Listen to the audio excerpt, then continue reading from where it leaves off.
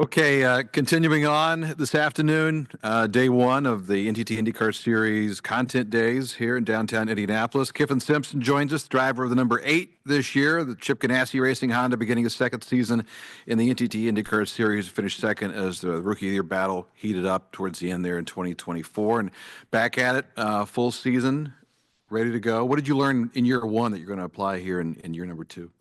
Yeah, I learned a lot. I think most of it was just getting comfortable comfortable with the car and comfortable with the team and some of the new tracks that we went to as well. So I think going into year two, I'm just feeling a lot more comfortable. Scott was joining us earlier. Obviously, going from 5 cars to 3 cars, the concentration maybe that should help. Perhaps, I don't know. Your Yeah, thoughts? perhaps. I think going from 5 cars to 3 cars, it was just a bit unfortunate, but kind of necessary with the charter system. But it is what it is, and yeah, we'll just focus on doing the best we can this year. In terms of focus, though, I guess for the team, I guess what Scott was alluding to a little bit. Yeah, See how it pans out for this year for you guys. yeah, we'll see how it goes. It's not guaranteed that it'll make us better, but hopefully, that's uh, that's the hope. The end result, perhaps. All right, open it up for questions. Again, we'll begin in person and then also take a few off of Zoom as well. Wait for the microphone, Bruce. Okay, go ahead.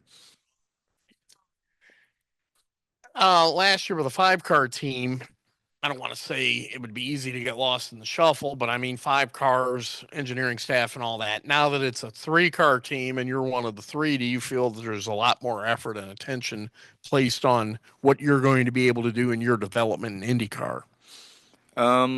Not necessarily. I think last year having 5 cars was good in a lot of ways because we get a lot of data. Um, I think having 5 cars at a test is very helpful because you're able to run through far more test items than you would with 3 cars. So, in some ways, having 5 cars is better.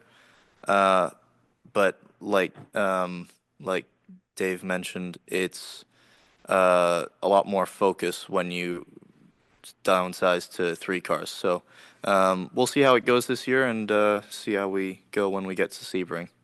A lot of drivers have said when they work as a teammate with Scott Dixon, they really learn as much of what it takes to be a champion by what he does out of the car as what he does in it. Have you found that to be the case? Yeah, absolutely. I think Scott is he's just so passionate about the sport and passionate about what he's doing even though he's been racing for 20 years. So it's great to see and very motivating as well. But yeah, just how he conducts himself out of the car, how he puts so much into training and being physically ready for every weekend is great to see. Steve? Yeah, your race pace, especially on road and street courses, was pretty strong last year, but the results maybe didn't meet that. Is that more getting used to the red tires and qualifying, or is that just a having to put the entire weekend together? Yeah, I think a big part of it was me kind of working up to it throughout a weekend, and when I would get in a race, I would have time to really settle in.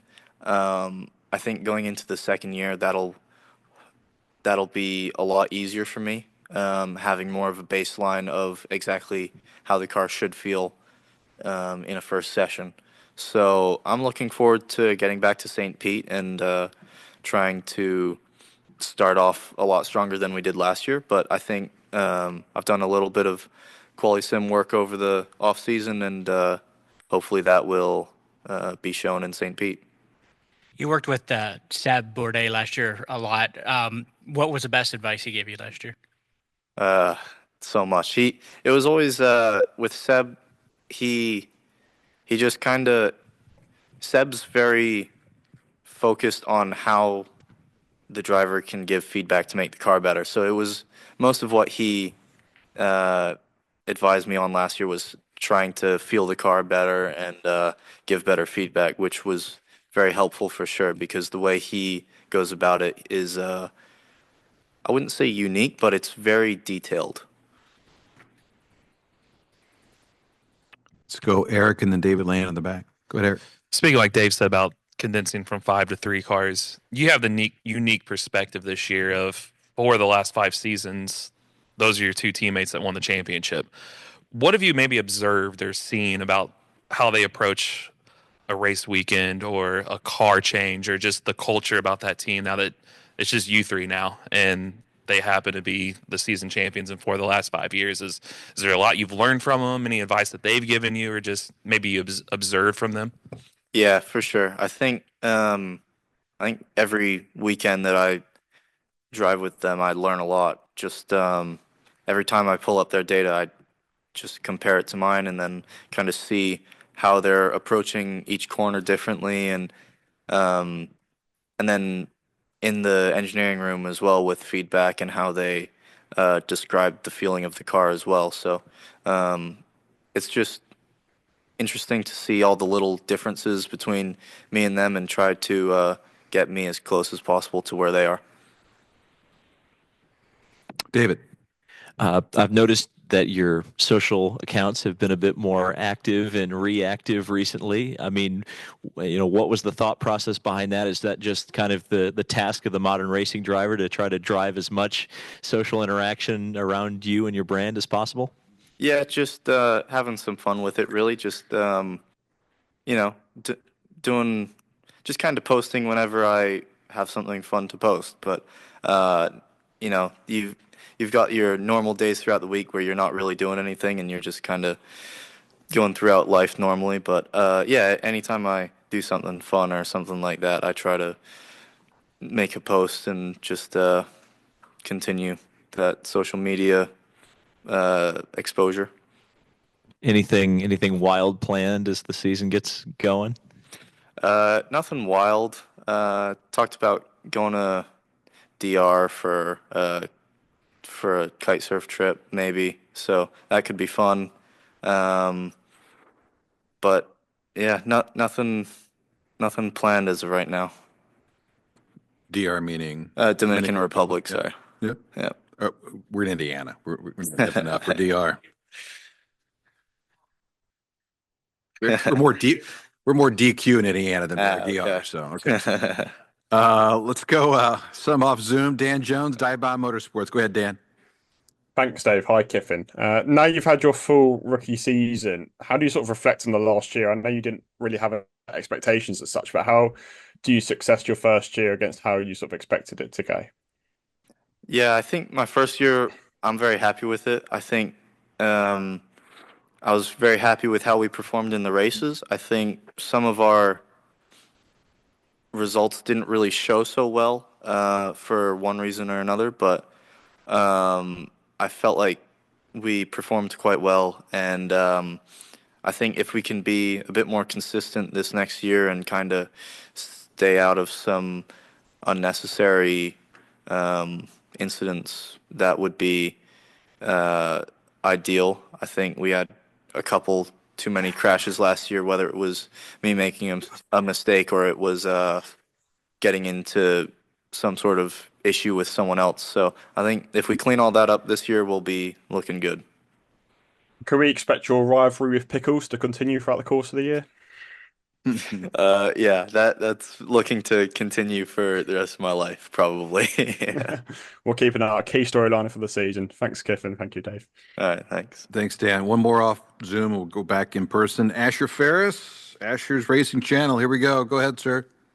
Thank you, Kyffin. Just got one short one. Can't remember. I think Dan stole my question here, but new color scheme. Have you been able to see the car since it was announced, kind of?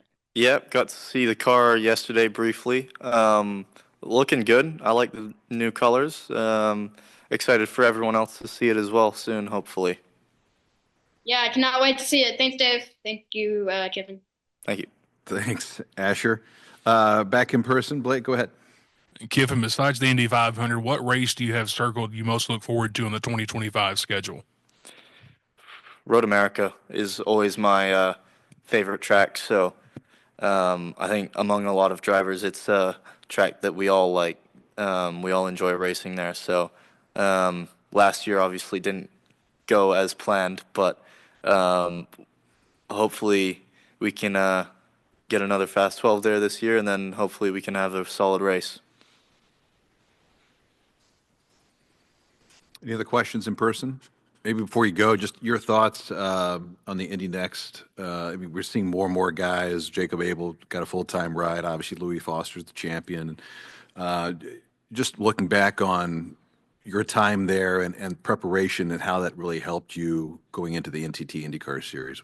Yeah, for sure. I think Indy Next is obviously a very important step into IndyCar. Yeah. I think you get to learn a lot of the tracks, which is important, but also the style of racing based off how the rules are and all of that. It's just kind of how the rules are create the style of racing, and then because of that, it's kind of different to how you may race in Europe or anywhere else. So it's I think learning how to race in Indy Next is very important and makes the transition to IndyCar a lot easier. Yeah, the pipeline's nice to see. It's great to see Jacob get a full-time ride. Yeah, so, sure. Anybody, countdown to St. Pete's on. Thanks for coming by. Appreciate you. Thank See you in St. Pete in a couple of weeks. See you there.